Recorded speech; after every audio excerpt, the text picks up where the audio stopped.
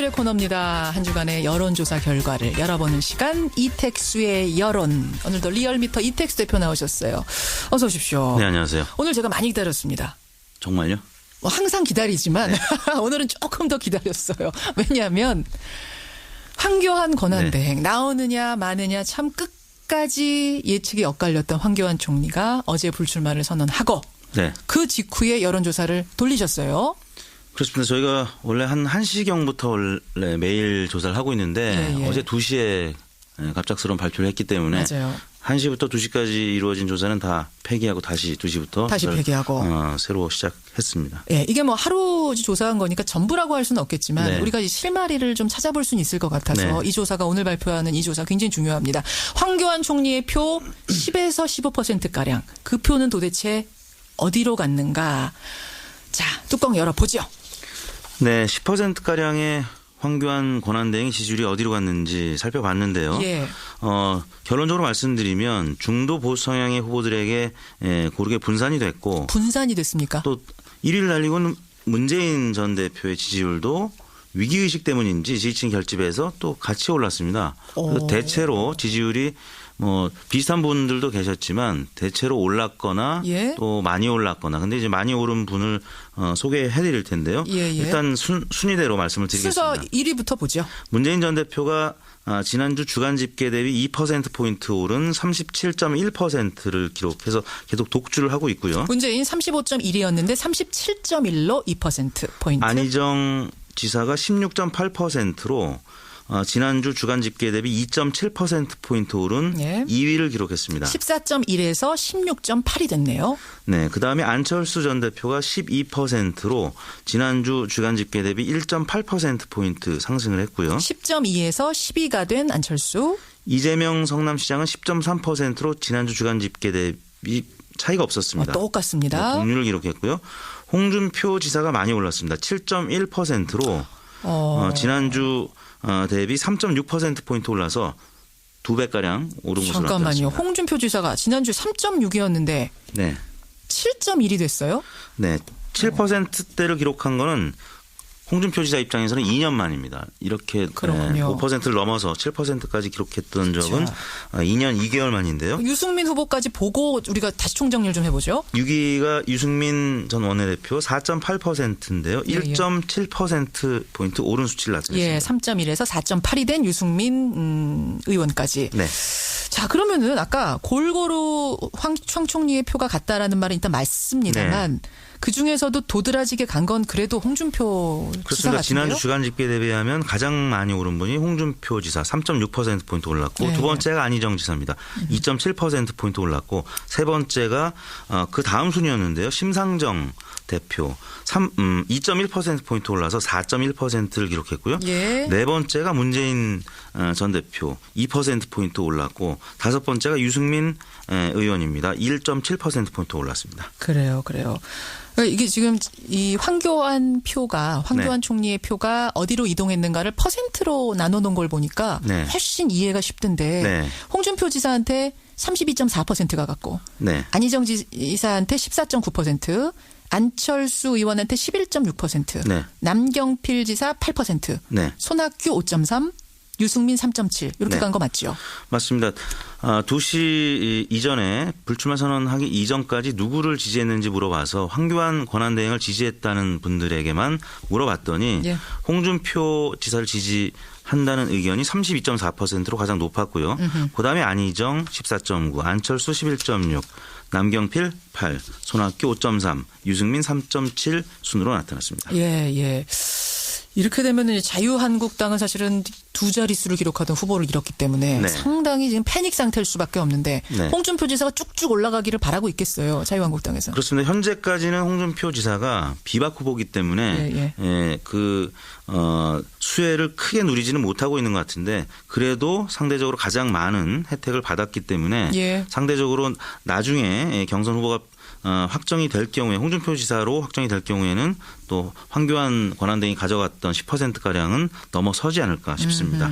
자, 그러면 정당 지지도는 또 어떤 변화가 있었을지 궁금합니다.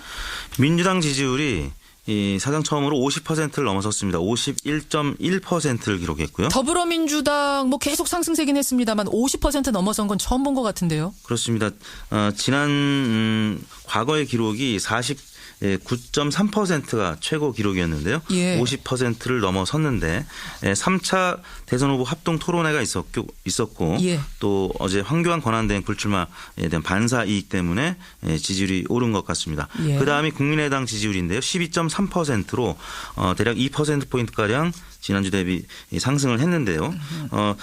국민의당이 2등으로 올라선 것도 꽤 오랜만입니다. 그러네요. 네, 그 다음이 자유한국당인데 11.7%. 사실 오를 수가 없었죠. 예. 이 황교안 권한대행 불출마 여파, 또 박근혜 대통령 파면, 예. 또 특례 규정 대선 후보 경선 룰 때문에 하락할 수밖에 없었는데 낙폭은 상대적으로 뭐 크지 않아서 1%포인트 가까이 떨어졌는데요. 아무튼 3위로 떨어졌고 그다음이 정의당 5.3%, 바른정당 4.7%. 또 떨어졌어요. 네, 지난주 대비 1.6%포인트 빠졌습니다. 바른정당이 지금 계속 하락하고 있는 이유는 역시 이제 보수 정당으로서 박근혜 대통령 파면에 대한 책임론도 같이 공동으로 받고 있는 듯 보이고요. 예. 또 유승민, 남경필 두 후보가 지금 상승하지 못하면서 견인하지 못하고 있죠. 바른정당 같은 경우는 보수 쪽 토끼들도 안 모이고 진보 쪽 토끼들이 그렇다고 옮겨오지도 않고 참 애매한 스탠스인 거예요. 양극화된 이런 예. 여론 때문에 중간에 있던 정당들이 사실 지지율이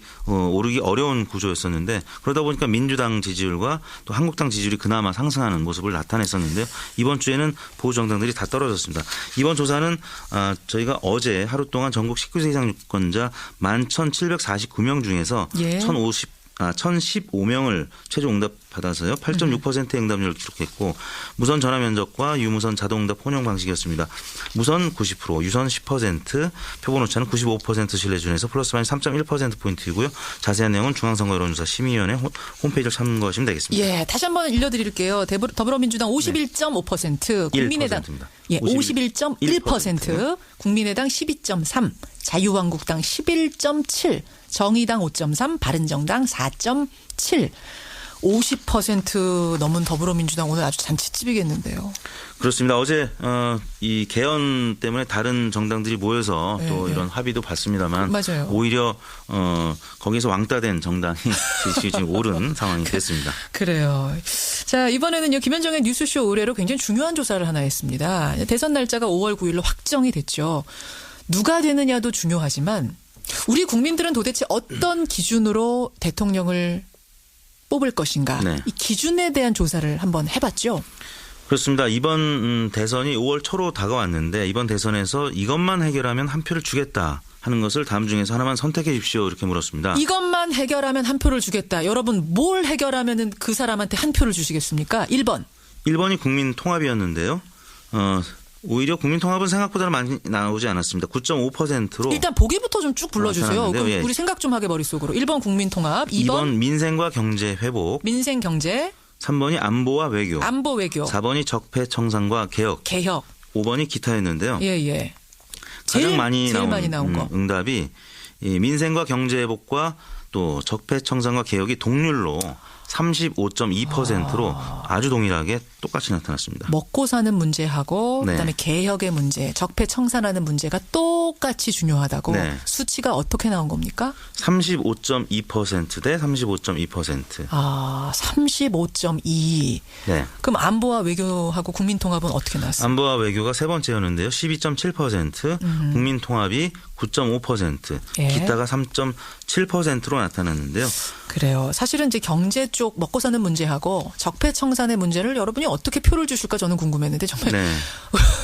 정말 지혜로운 우리 국민들 똑같이 주셨어요. 네. 특이한 점은 뭡니까? 연령대별 또 지정당별 또 지역별 이 의견들이 나뉘었는데요. 예. 50대 이상과 40대 이하가 엇갈렸습니다. 30대, 40대, 20대는 10명 중에 4, 5명가량이 적폐청산, 개혁이 더 중요하다고 응답을 했고 예. 50대와 60대에서는 민생 경제 회복이 더 중요하다 이렇게 했고 또 성별은 남성이 적폐청산, 개혁이 중요하다고 한 반면에 여성은 민생과 경제 회복이 더 중요하다 이렇게 응답을 했습니다. 그렇군요. 지정당별로는 정의당과 민주당 지지층은 적폐청산과 개혁이 중요하다고 한 반면에 예. 무당층 국민의당 또 지지층은 민생 경제 회복을 중요하다고 생각했고 자유한국당과 바른정당은 또 안보 외교가 가장 중요하다고 응답을 했습니다. 흥미로운 조사입니다. 어떻게 조사하셨어요? 이번 조사는 조사 일시와 조사 방법은 동일했고요. 응답률은 총통화 6,296명 중에서 508명이 최종 응답 완료해서 8.1%의 응답률을 기록했고요. 표본 오차는 95% 신뢰 수준에서 플러스 마이너스 4.3%포인트였습니다. 뉴스쇼 청취자 대상으로 한번 조사해보고 싶은데 어떤 결과가 나올지 보내주시고요. 이택수 대표 수고하셨습니다. 네, 감사합니다.